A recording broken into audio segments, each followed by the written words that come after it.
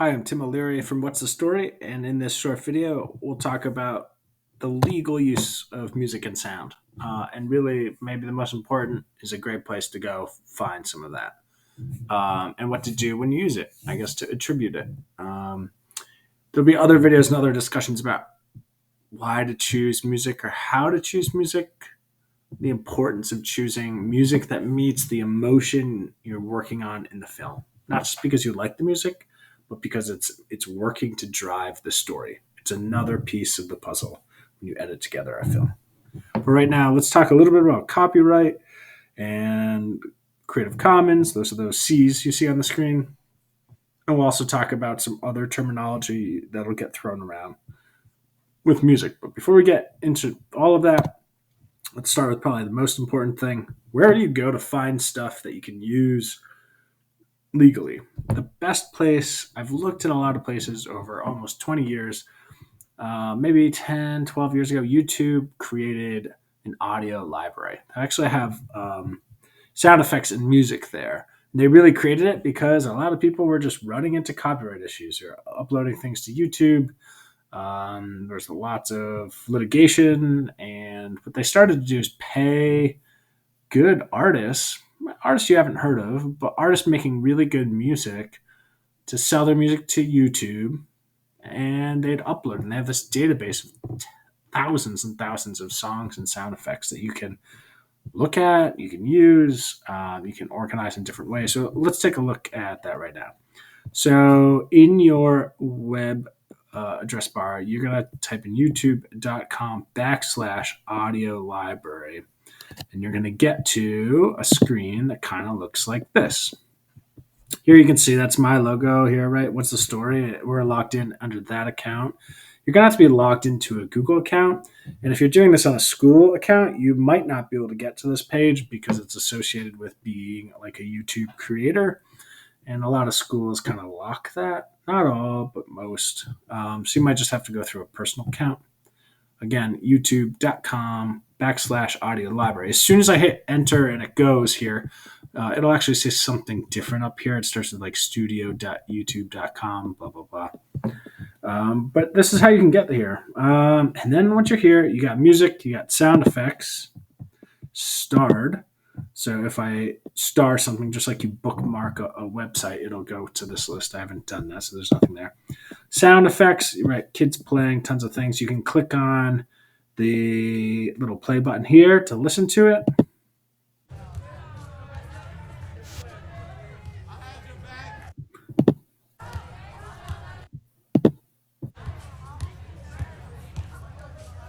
Um, get a sense of the track. And then if you like it, you're going to download it. And very similar with music. People are tending to use more music than they do sound effects, but all could be really important. And I really encourage you to watch some of those Ken Burns videos about sound and the importance of them. Under music, I'll take these off for a second. You can create filters, search or filter library. So um, if I was really looking for something, like maybe there's like a version of the national anthem that I want, I can type that in here, right? The Star Spangled Banner, right? That's in the public domain. And here are some people who have recorded it and put it to YouTube, and I can use it for free. Um, if I don't know a song I'm looking for, and there's a lot of almost all songs here you've never heard before, which is great because now you're listening to the sound and seeing if the sound is something that works with the story you're trying to tell and the emotion you want to create with your film. You can hit this down on an arrow and then start to filter through different things. So I can say mood. I'm looking for a dark or dramatic, maybe an opening song. I want some big drama, probably big noises. Hit apply. I could do that again. I could say genre. Like, I'm not really into classical music. I don't want that. Dance and electronic, probably not. We're going to work out. Holiday, absolutely not. Maybe just some good rock music. Let's see that. So now it's going to give me, again, it's a list, and it's going to be hundreds and hundreds and hundreds of songs. But all of these, it's saying, are dramatic songs in the rock genre. Now I'm starting to like get a pool of music, and I'm going to start listening, right? So I'm just going to click on this.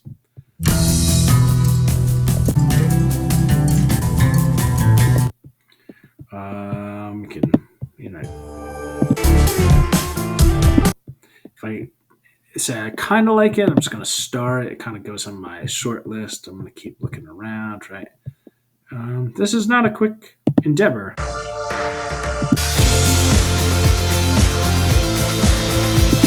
I really like Deep State there, how it went from like a slower beginning, not too slow.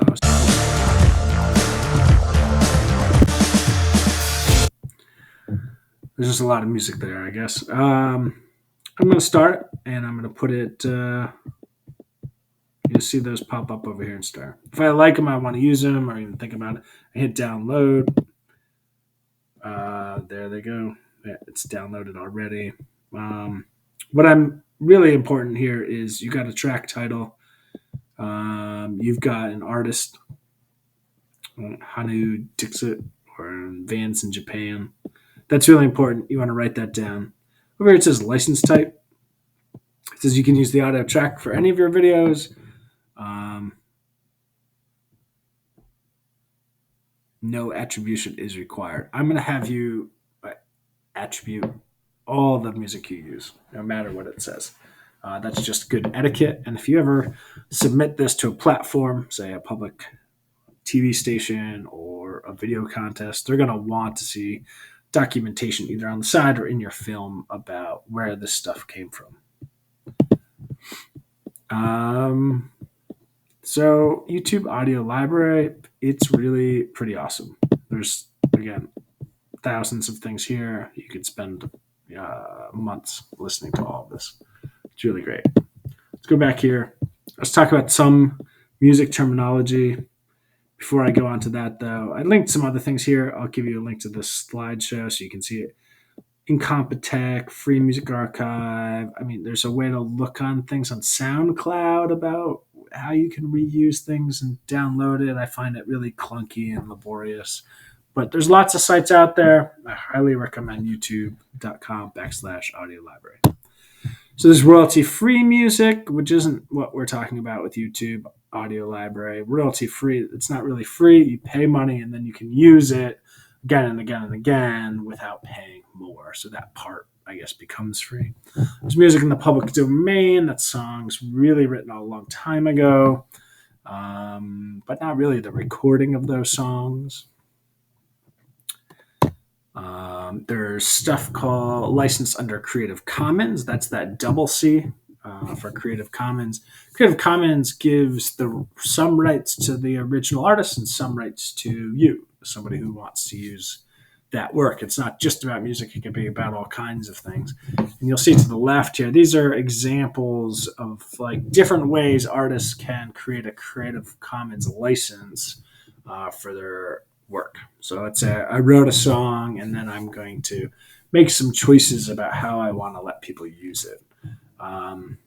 So in this example with these icons, this person icon means it says others can copy, distribute, display, perform, or remix your work if they credit your name. So it means, yes, go ahead and use this work, but you got to give me credit, or the artist credit. This no money sign means right here, non-commercial, right? I can use it in a video I create, but I can't use it for commercial purposes. I can't make an Amtrak commercial and put it on TV, right? Here's an equal sign that this author might have used, and it just means no derivative works. So you have to use the work as a whole. You can't use it in parts, or you can't remix it. Music's kind of funny. Like you might be able to, if you had a 2-minute song, you just wanted the first 14 seconds. I think you could still use that. You fade out. You just can't remix it with something else. I would say that's okay. That's probably a gray area. This part says it's like a little loop with an arrow. It says share alike. So an artist who put this license on their music would say if you create something, you too are going to have to share it.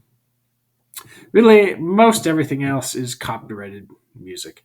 When you create something, even listening to this now, you create something, it has like an automatic copyright to it. You don't need to go register it anywhere. You don't need to pay for a lawyer.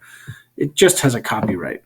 So Taylor Swift song, yes, it has copyright and lots of lawyers. But if you record a new song, that's copyrighted too. Someone can't go use that. You often see the C with a circle around it. Um, if you're buying things, it says copyrighted.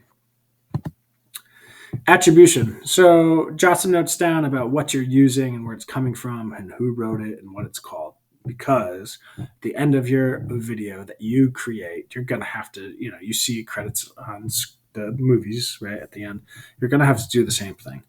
And you really need the title of the song. You need the artist. You need where the thing came from. So did it come from Incompetech or did it come from YouTube? And a little bit about that license. YouTube's kind of funny. They just call it a YouTube license. Yeah, so we could just say it came from the YouTube audio library. But if you found it somewhere else, it might be licensed under Creative Commons. So the thing on the bottom of the screen is an example of a song called Voice Over Under by an artist named Kevin MacLeod.